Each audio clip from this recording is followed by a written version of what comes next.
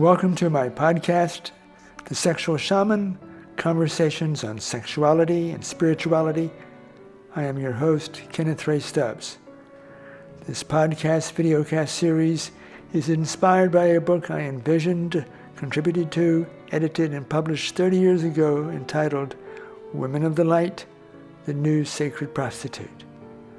This current podcast-videocast is a series of conversations with both women and men of the light, all about sexuality and spirituality.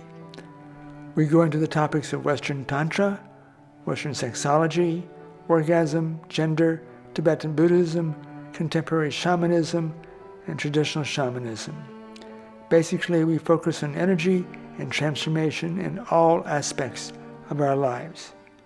Here we openly support all sex orientations, all genders, all gender identifications, all races, and all ethnicities. The sponsor of this podcast is my energy training, an extensive 20-course program in developing our extensive infrastructure and our shamanic abilities to transform ourselves and others. More information is available at sexualshaman.com. Today, two elders of erotic massage come together. Joseph Kramer, whom I shall refer to as Joe, looking back at our beginnings, me in 1975 and Joseph in 1979, he says, teaching something about massage and sexuality that we were calling erotic massage, which was a way of saying we included the genitals in some way as a part of the whole body, the whole being. We were sort of Johnny Appleseeds, it turns out. Before that, there wasn't really much formally being available to the world. And I started teaching erotic massage. About a year or two later, Joseph came in and started took a class with me and then went off and did his own thing. And we've gone in slightly different directions, but we have a very similar philosophy. We have both produced publications in the area of erotic massage. We both taught at different times a somatic approach course at the Institute for the Advanced Study of Human Sexuality, integrating somatic and sensation and massage in these sexual education, sexual therapy, and counseling approaches. So everyone, I'd like to welcome Joseph Kramer, my friend, colleague, and we lived only a few miles apart at one point in Berkeley, in the San Francisco Bay Area. Joseph, welcome. Thank you, Ray. It is a delight to be here. And as you said, it makes me quiver 100 years of erotic massage experience we have between us here that we're bringing to this moment.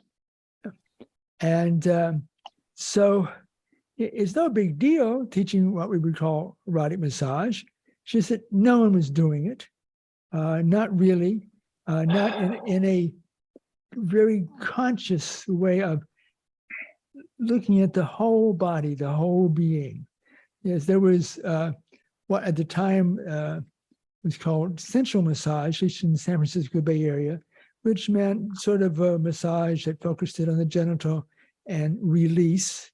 And our approach was much more inclusive, I think, in our own various ways, which is totally fine. But the point is that we started to include this because the massage profession, I came out of massage school in 1973, and the massage profession was pretty much in denial around sexuality.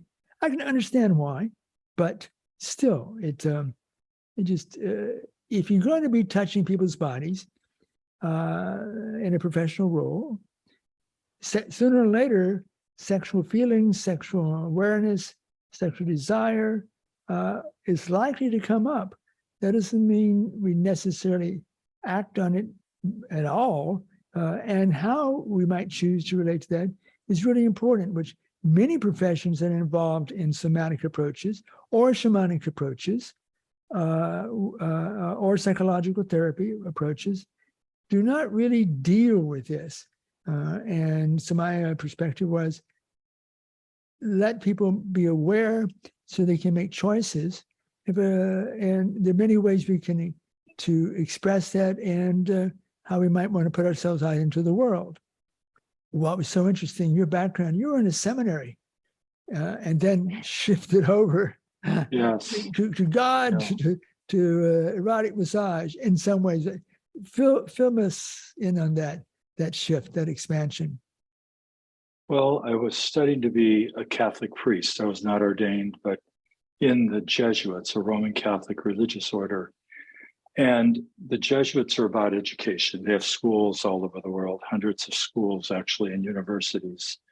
So I was educated in kind of this tradition of being a teacher and an educator, which I became. So that I got that from them.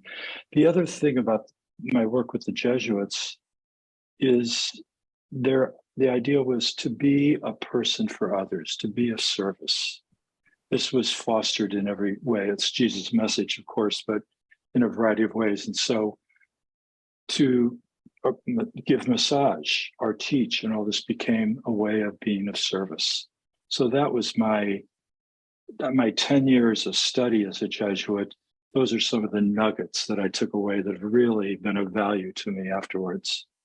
I want to step back. You said we were kind of the beginners. I recently looked back at Alfred Kinsey's studies, and I wanted to see if there was any reference to massage or erotic massage in these books. And if you remember what Kinsey did in the mid-1950s, 48 and 52, or when his studies were published, but his studies were really about counting orgasms or ejaculations. That's what he did. One of his main things, how many people had. And there was the category closest to what we're talking about was petting. There was some petting before, which was before sex, you would somehow touch, but there wasn't how many ejaculations from petting. He just didn't have much on it. And I thought it's interesting. I wonder if there were massage parlors in those days in the 50s. Then I looked at sex researchers, Masters and Johnson in the 60s into the 70s.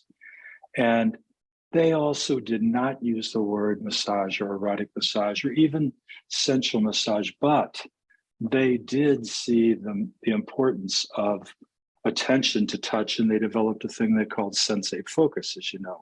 Yeah. So this was a precursor. This is a beginning. There's an in for us here that couples should touch each other and pay attention to that touch.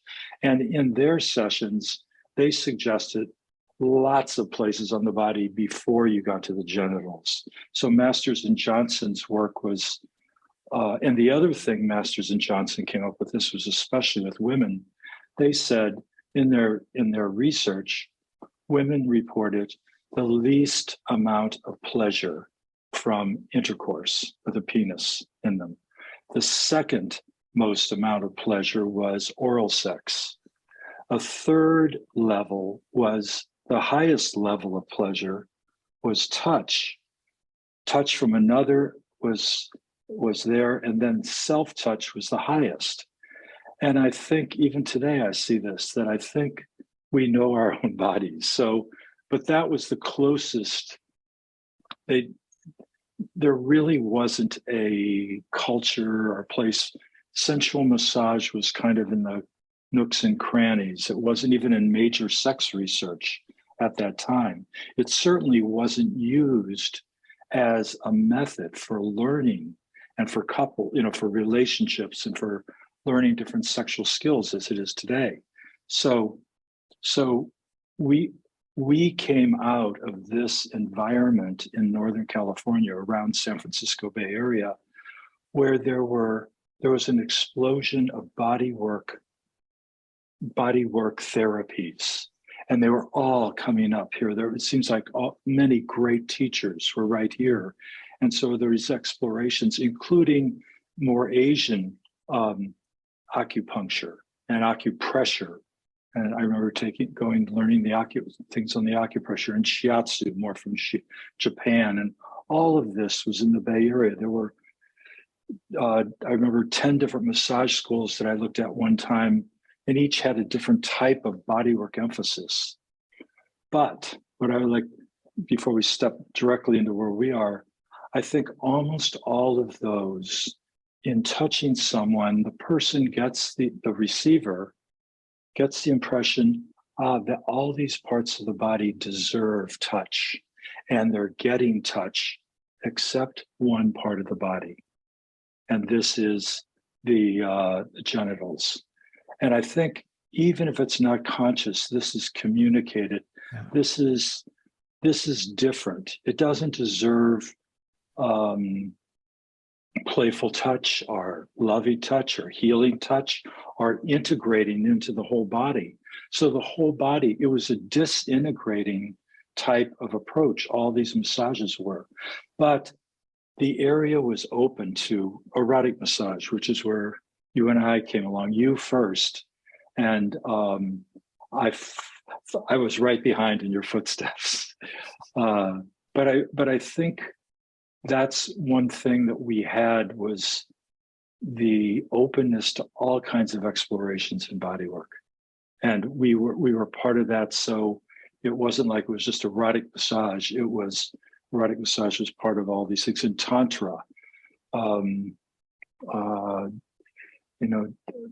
sky dancing Tantra, Margot Anand was, in Marin, starting her work, or doing in the late 80s. And taking erotic massage, I'm influenced by you and by me, and integrating it in to her work. She didn't bring erotic massage from Osho.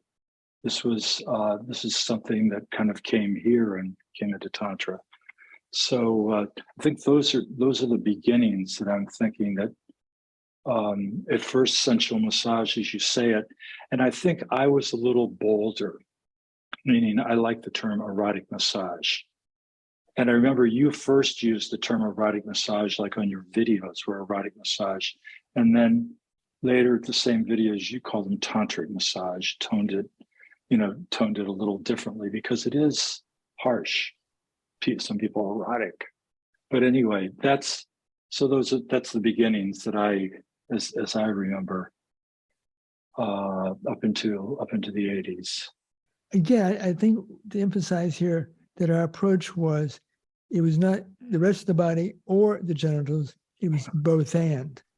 And that was really key in my approach, would say, less pleasure, nurture the whole body, including the genitals is a part of it. And in fact, in my classes, which were open to all sexual orientations, in my classes, the integration, and this led me into understanding of Tantra, that I wasn't focusing on ejaculation as a goal, but to pleasure the whole body. And I had this idea, because Tantra, I took my first Tantra class in 1975, which is shortly after I started to teach erotic massage, and the idea of spreading the energy. And I found that demonstrating the genital massage on both males and females, that this energy would build up, and it'd build up, and it'd build up.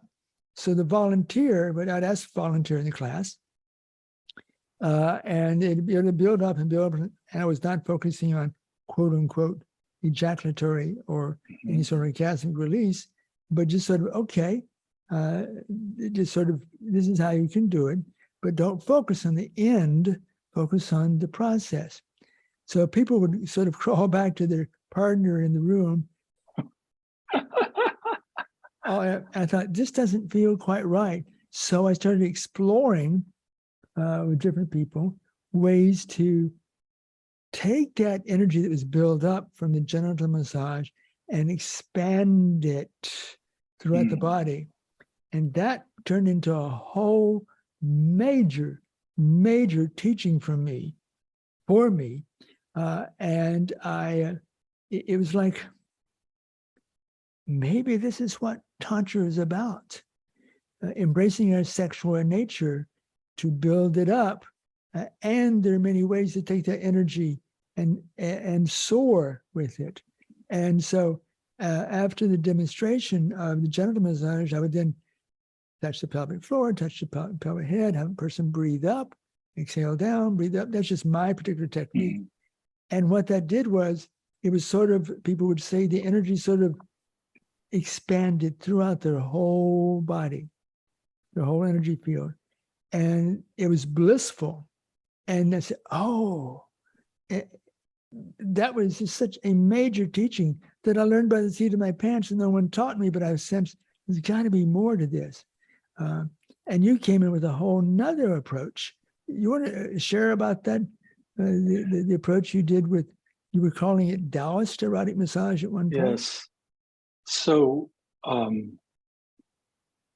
didn't want to teach erotic massage professionally. I started a massage school, and I was really interested in massage. And perhaps it was my Catholic background, even though I liked erotic massage in my play life, I did this, but professionally it was illegal. And I have to say, I was a kind of conservative, or maybe I still am from once. So I was not interested in erotic massage, but I started a massage school and I was teaching massage.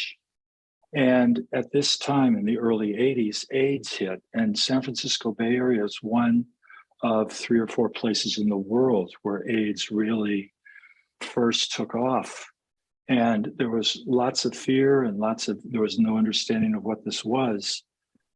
But one thing was clear: it was not communicated through touch.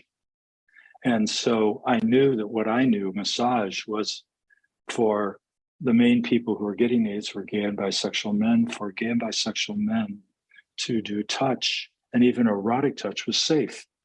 But HIV was found in semen. So I decided that if I was going to teach classes and teach individuals, I wanted to go the route that you had just talked about, to take people to a place where could they be blissful without ejaculation? Could men really go there, and would that be? And so I advertised in my personal life. I did one-on-one sessions, and I did in this room back here, right there. I did 5,000 sessions on that table, and in the same house. And I also did classes, and I advertised all the time, no ejaculation massage. So when men came, there was an agreement that they weren't going to come. That was their intention. I have found this is very important, because the more I look at sex as a sex researcher, we have in us this wanting for release. This is our evolutionary thrust. Evolution wants us to copulate, and there's this thing. And the wanting is more than it's chemical and all this, hormonal. And the wanting for release, if in a massage, you can interrupt this. By the way, I call this wanting a habit. It's there almost all the time. People, when they're having sex, it's like, when am I going to go on to release? People have this. But when you can get rid of a habit, more things happen. So I found in my work, calling it Taoist, all I knew in those days was Taoists were not big on ejaculation. So I called it Taoist and I called myself a Taoist. I had learned the acupuncture system acupressure system and studied that and did acupressure work. And in my school, I had acupressure. So I called it Taoist, which was the only place in sex that I found where ejaculation was, played with and held off, etc. And so everyone who came to my classes or on my table came with that agreement. It doesn't mean that everybody didn't ejaculate, but when they came with that agreement, they had a sexual experiences of arousal that was different from the norm. They didn't do this normally when they masturbated or had sex with a partner. And what I found is different things happened when you are not heading toward ejaculation, when you're just, you described the state after you gave someone a session and they were blissed out. Yes, that's a state and it can be a full body state. And you can use that in a variety of ways. It can open your heart and you can be just more loving. Or I found in Body Electric, the school became very popular because the vast majority of people who came during a massage, at the end of a long massage, they didn't have ejaculation. There was a breathing, and I ended with people clenching. I developed a thing called the big draw that I brought from a breath work that I did, and then just relaxed. And people had amazing experiences at the end of this massage from arousal, and in that bliss state, their heart was open, or they had psychedelic experiences, or they had a lot had spiritual experiences. I can't tell you how many people in a class full of men naked reported that they saw Jesus or talked to Jesus, or there were some other religious expressions. And this is over 10 years of doing this at Body Electric. So yes, I found that there's a sexual place that we don't really explore usually in regular sex. I know Tantra tries to get there, some Tantric traditions, but where you're in a state where you don't have to go anywhere. But you pointed out, part of it is how do we spread this excitement in our body and all this feelings throughout our body. And a lot of people are stressed out. And so when they have sex, they're stressed out and they're clenched. And that's why I think massage is the ideal place. If your partner or if a professional gives you a great massage, you've relaxed, which means you're more open when you're aroused to having that arousal flow throughout your body. And I went one step further from this Taoist erotic massage, if I might say. I watched people having great sessions, and I thought, these people are lying there on the table being done to. It's like, do me, like in a massage. And I go, maybe this isn't the best ideal for erotic massage, to just do somebody. So I started having people breathe with me. And when they would breathe with me, one thing I found that if they're breathing with me, they can't go off into fantasy. And men often go off into fantasy when they're aroused. So while somebody's breathing with me, and I would breathe different paces or slow, but I would say, just breathe with this. As long as they were breathing with me, I knew they were there. And if you're here, you're going to enjoy your body more. So they were going, wow, they were feeling their body more. But I went one step. I thought, people have to move. I said, why don't you move a little bit? And I developed a thing I call erotic massage dancing. And I said, on the table, you have to move and stretch and make sounds and play with the arousal. And not to get rid of it, but to just enhance it and dance with it.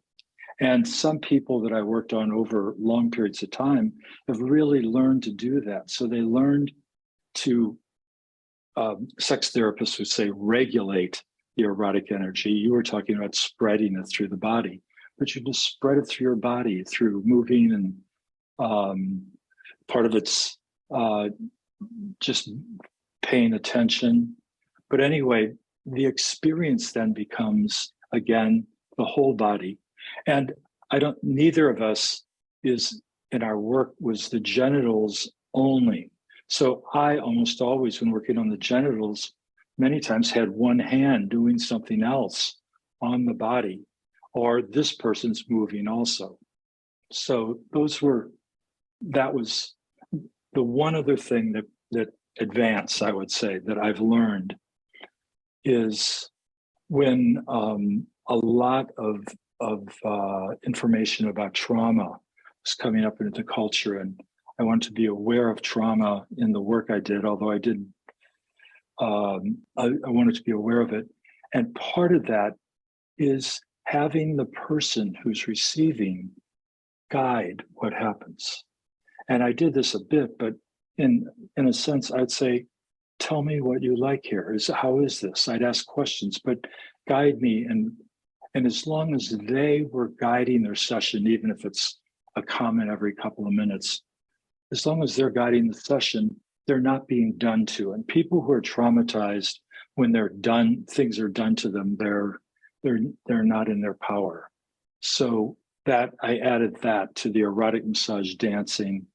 And that's kind of where my, I actually teach erotic massage dancing now in Sexological Bodywork as a way of spreading the energy out, and people feel a glow afterwards. And for a couple days, one more thing that I felt most important, and this is, after this massage, I got reports that people said, I had such clarity for many days about decisions. I made good decisions, or things that I was not clear about at work or in a relationship.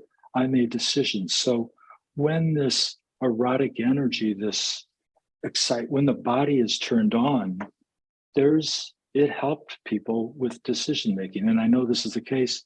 And I actually think that I am sitting here right now because that's the case with me, that I think I've paid attention to my body, especially in erotic situations, and that has helped me with making decisions. And that's not really in the sex therapy books, etc., but I'm sure you've experienced parallel things that people.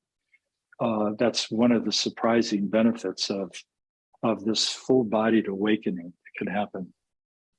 Makes total sense to me. Mm-hmm. Joseph, I think that it's really important, because people stepping into the arena of massage and or sexology or tantra today may not realize or understand some of the roots that have made Tantra in the West and sexual energy focuses in the West in some ways different than what we may have learned from Taoist and Tantric perspectives in the East of India, Tibet, and Japan, as well as other places. So it didn't all start out this way. And we've developed, as each culture assimilates into another pattern, it brings what is current. And this is current for us to approach, because we're so much into our head, which I absolutely love. You did your dissertation on sexuality, and I was on your committee, so we had fun doing the intellectual stuff. But it was all rooted in our experience of our body and our energy. We are looking at this whole thing about touch, the body, including the genitals, acknowledging and exploring the sexual energy that can come up, and what do we do with it, rather than the usual procedure of going for the glorious orgasm, the big O, which is good, but it's only one way, and there's so much more. And the focus here in these conversations is on sexuality and spirituality.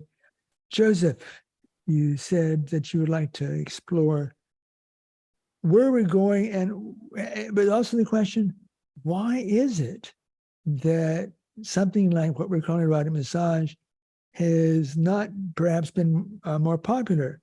You did a DVD on erotic massage for men.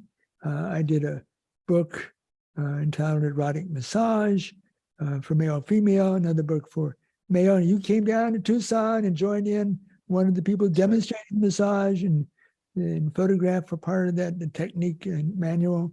And then also eventually erotic massage, which is female to female, because I really wanted to support all sexual orientations. And one of the things that I found is, even though my courses were always open to people of all sexual orientations, initially there's primarily just male-female couples coming. It was always available to couples only. And eventually did erotic massage for men and erotic massage for bisexuals. And I did a few classes of erotic massage for women. But I sort of had to differentiate in terms of attracting people to come in, which really represents, our limitation around sexual orientation and gender, which is just, I think, is very unfortunate, but it's the reality and the culture that we're in, and in the Western culture in general. So take it from here. Where would you like to go with all of that perspective? I liked at the beginning, you said this is for all sexual preferences. Yes. Sexual. And I would like to suggest that a lot of people have sexual preferences that they aren't aware of, or they aren't aware of for parts of their lives. And Yes. I've heard many people say, I'm a lesbian, but I didn't discover that I was attracted to women till I was in my 20s or 30s. And I go, how could that be? But that's what I think what happens in erotic massage is, can be for many people a sexual preference. And what that is when I go into an erotic space, I want to do this with somebody I trust and know, my partner. But I want to go into a space where I can just feel and receive and be in that space for a while. That's what happens in erotic, and maybe dance with the energy, but not so much in the back and forth way, but just in my body. And then let's switch. And now you're in that position. And now I work with my partner the same way. We offer this, not suggesting that this is the only sexual preference, but I think many people would really be surprised and dive into this if they had that experience and they had a partner who they could do something like this with, or they just got to, it's like a meditation, an hour on your own body. And then it might even not even be the same day. It's tomorrow night or some other time. We do this the other direction. But one thing that I like about massage and erotic massage is this separating of giving and receiving. And I think in sex, the biggest thing about sex for me, I have to say, is I think sex is mostly habits. We mostly bring all our habits, our attention habits. And so we're having sex and all these habits that we have, and we don't know that they're all habits, but we're adjusting, we're dancing with habits. And if we're really dominant or in control, those come up. If we're really submissive, that might be in sex. But when you do erotic massage, it's time for you just to receive. You don't have to do anything. The habits are like, wait, I want to do something. I'm aroused. I want to do something. No, just be with, play with yourself instead of do something with someone else. So my first thing is that I think erotic massage, or some other name for it, is a sexual preference. And I would put myself big into that category. I found this is one of my favorite ways to have sex with people, all kinds of people. And it served me quite well, I will tell you, because in the 80s, I was very much identified with gay men and lived in a gay male environment. And I met Annie Sprinkle in New York, and we fell in love the first time we met. And we went into a relationship, and a sexual relationship, and I had almost no experience with women. But I did have lots of experience with touch, and that's where we started and played. And we went from there. And we still call each other, I'm her husband. I just talked to her yesterday. And we still do a massage. I'm going Tuesday night over to give her a session. So what massage there allowed me to do is go beyond sexual preference. It allowed me, because I'm just giving and she's receiving, and then I'm receiving. So I love this I love that separation. I think that's really important. And most couples don't have that ability. I mean, not that they don't have it, but that could be a sexual preference. Wow, just receiving. And I believe that maybe some, mostly men, go to massage parlors for that, that we think it's for the happy ending, but it's that they just receive. They're paying for it, so they get to receive. And even though they have wives at home, often, they may not have that in their relationship, and that's a shame. So that's my question right now at this point in my life, and it's a new question. I would have thought after all that I have a website called eroticmassage.com that's full of 50 hours of instruction about erotic massage, and including one of my favorite videos is the one you just mentioned, Femme Femme with Jaya. And it's a beautiful massage. And what it teaches better than most of the other ones on my site is, yes, the genitals are part of it, but it's a massage of the whole body, the fingertips and the face and the whole body and the genitals. And it's a wonderful, it's one of my favorite films, I have to say. I'm really glad you made that. And I'm glad it's out there in the world. But I'm wondering, after I made a lot of different erotic massage videos, you made many too. We put books out in the world. We've taught for 100 years. And I would have thought more people would be doing erotic massage. On Tinder, I would think people would be searching for somebody, and every fifth one would be saying, and I give good erotic massage. You know, that would be one of the things. Oh, good. I want to go out with somebody who has good hands. But that's not there. So this isn't part of our culture. And I'm not blaming myself, but I'm saying, what more could we have done? But I'm not done. So what more can we do? And if anybody watching this has ideas, I'm interested how to get this out to young couples and older couples. And I think even if you're 70 years old, a couple, it could be great to learn foot massage first, and then a little bit on the face, and then some genital strokes and working this in.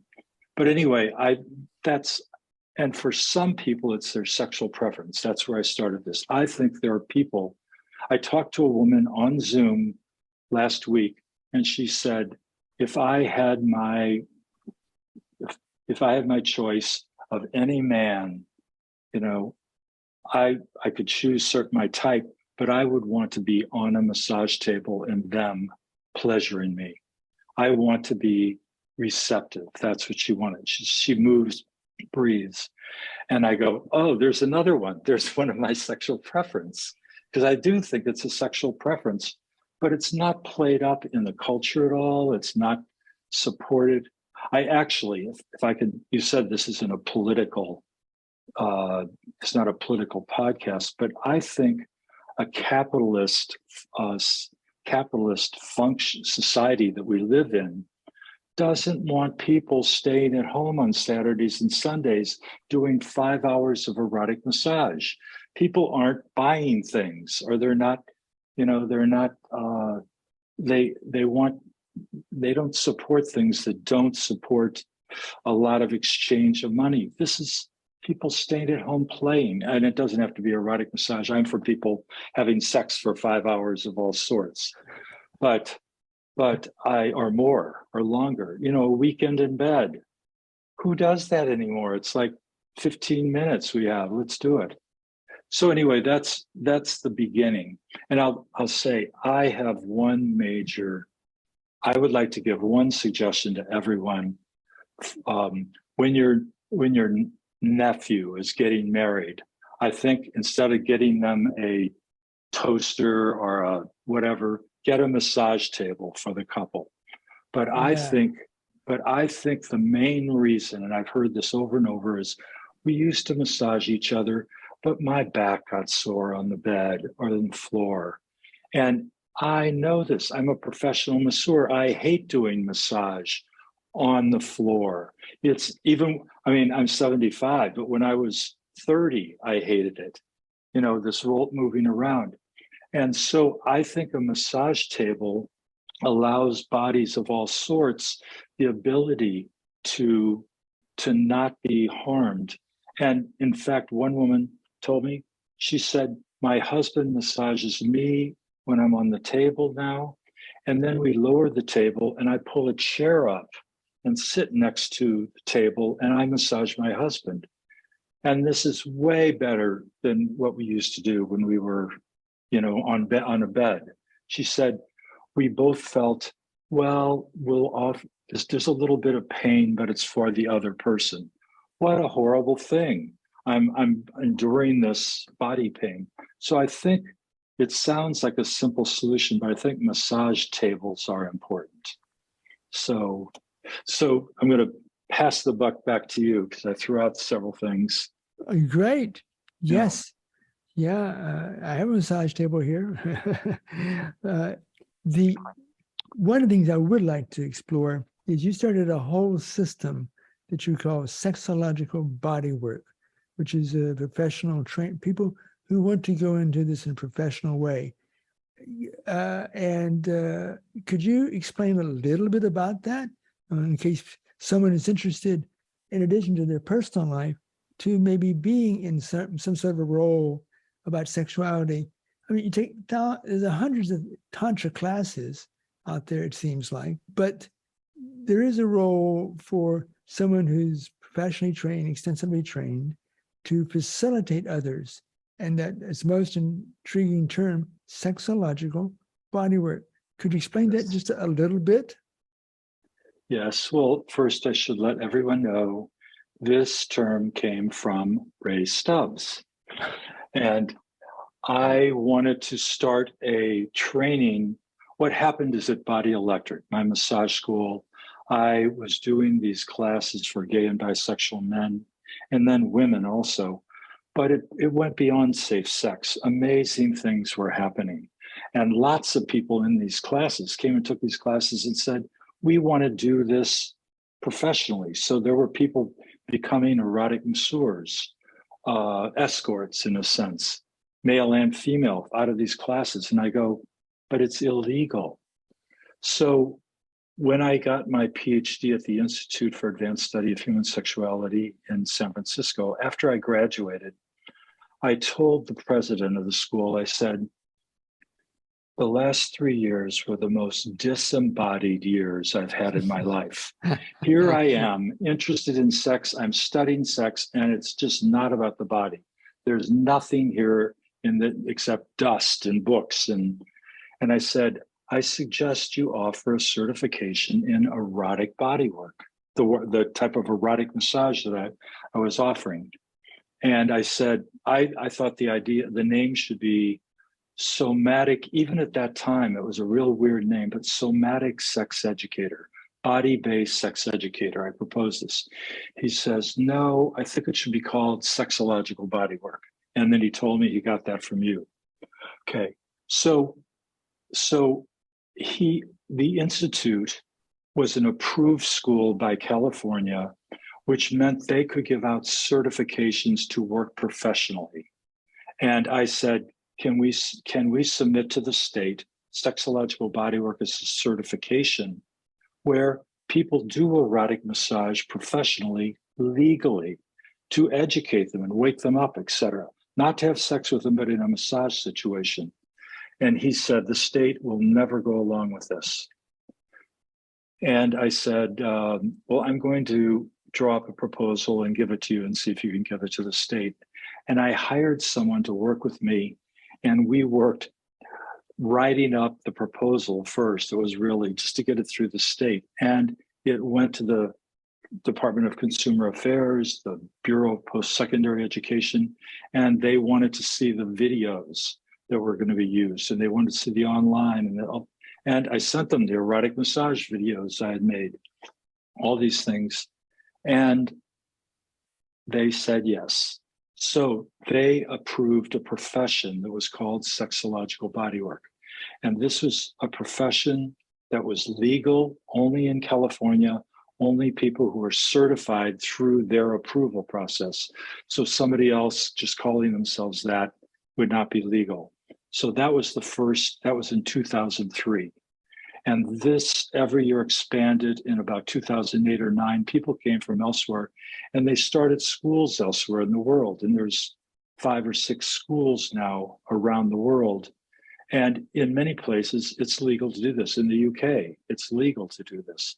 In Australia, prostitution is legal, so sexological bodywork is legal in that way. So it's anyway, and many people do this as sexological bodyworkers in the United States, but not in California. And this year, I have to say, I guess this reached the apex of erotic massage. Is Netflix did a special called Sex, Love, and Goop. And it's six episodes where 4 of the episodes feature sexological bodyworkers. And Jaya, who is in Femme of Femme, is in 2 of them and really is amazing. And another woman does erotic work on video, so you get to see her do it.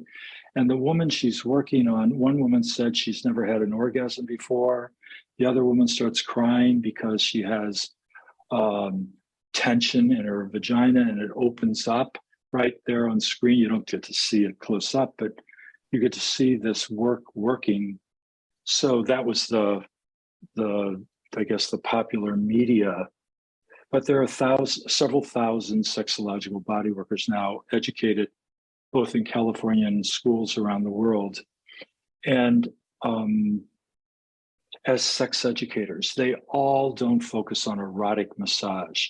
That was my original idea. But as this expanded, they use the old term somatic sex educator also. So they educate in all different areas, and some don't do any touch.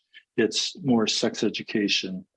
But it's quite a vibrant profession. And a couple of things. One is the people who are doing this, especially if they're touching people, do not take their clothes off. It's not two-way touch. It's a massage.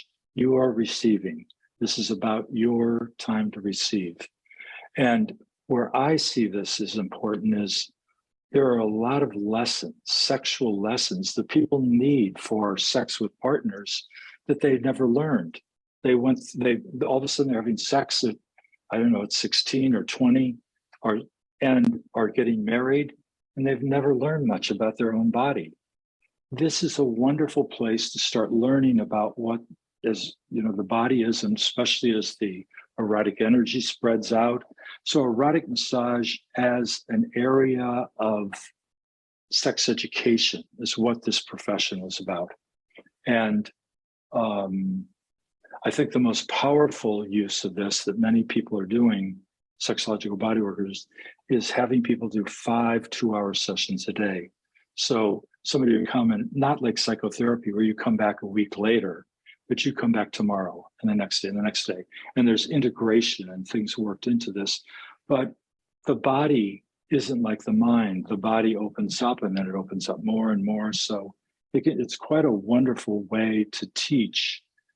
And there's lots of people that are not professional sexological bodyworkers doing great erotic bodywork. I think from the beginning of history till now, probably 10% of all prostitutes weren't just prostitutes. They were sexual shamans who found no other place to do their work, and they worked there. There were medicine people and all this, and they worked in those guises. But it's really quite exciting. But it's a huge field that started from erotic massage. That was the beginning. And it's still part of it. But it's branched out into a huge field, and I'm proud of it. I used to be called the father of sexological bodywork. Somebody recently, here is the grandfather of sexological bodywork. Wait, I don't have any kids. Anyway, so that all came out of this erotic massage work. By the way, on this website, eroticmassage.com, there's a whole section on sexological bodywork showing some sessions, individual sessions, including anal massage and coaching, erotic work, and all kinds of things. So about this profession, there's a section on my website, eroticmassage.com. So if someone wanted to be in contact with you, is that the best website to go to? Yes, they can, and they can contact me through that. Yes. Yeah. By the way, as long as we're doing promotion, the core materials for sexological bodywork at all these schools in the world, I have made available online. So these are the videos and the written materials. Probably it's about 80 hours of video and 150 pages of text and all this, but it's all the course materials are available online at the yogaofsex.com. So if you're interested in being a sex educator, these are all different kinds of sections on how to teach that we use as sexological bodywork. It's the very same things that's available. And whereas some courses in sexological bodywork cost $10,000, all these materials are available. Right now they're on sale, for $300. So that's yogaofsex.com. So those are two places, and you can contact me through those websites. Great. Well, Joseph, it's the oldies but goodies here. I think it's really important that contemporary situation and people have a sense of where some of this is evolved from. When we were starting out of pretty much nothing, saying something inside says this is a way to go, this is a direction to head in. So we headed into it, and it unfolded this way and that way and this way and that way. And the embrace for me of my body and erotic massage is really what took me into my particular main focus now is on energy. Being quadriplegic, I can't do the somatic things, can't do the physical teaching that I did before neck injury. And so the energetics underlying some of this has become my focus. Joseph's been very nice to get a sense of some of our roots as elders of erotic massage. Any last thing you want to say before we complete our conversation today? Anything in particular? Yeah, I would say one more thing. Yes. And that is one of the reasons I've been really thinking about this. One of the reasons that I don't think erotic massage is taken off is that massage is a skill that has to be practiced. Yes. And so somebody who has really practiced, and it might be one long course or all this, but your hands turn on.